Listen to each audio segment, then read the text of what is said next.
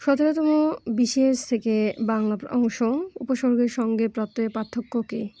উপসর্গের সঙ্গে প্রত্যয়ের পার্থক্য হলো উপসর্গ থাকে সামনে আর প্রত্যয় থাকে পিছনে।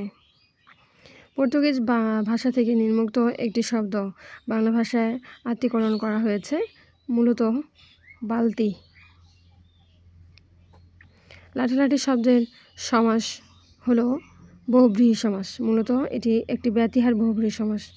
আমরা জানি ব্যতিহার বহুব্রীহি সমাসে দুজন কর্তা যখন একই সময়ে একটি কাজ সংগঠিত করবে তখন সেটা ব্যতিহার বহুব্রীহি সমাস হয়ে যায়।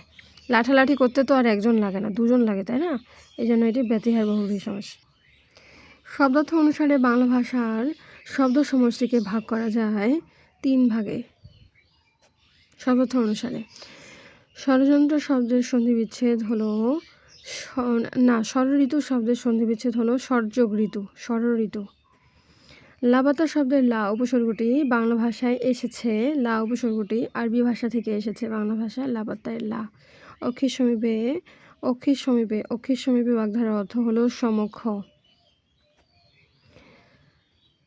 হযরত মুহাম্মদ সাল্লাল্লাহু আলাইহি সাল্লাম ছিলেন একজন আদর্শ মানব। বাক্যটি নিম্নোক্ত একটি শ্রেণীর। এটি সরল বাক্য। যে ছন্দের মূল পর্বের মাত্রা সংখ্যা 4 তাকে মূলত বলা হয়ে থাকে স্বরবৃত্ত। বাংলা ভাষার উদ্ভব হয়েছে নিম্নোক্ত একটি ভাষা থেকে, তা হচ্ছে প্রাকৃত।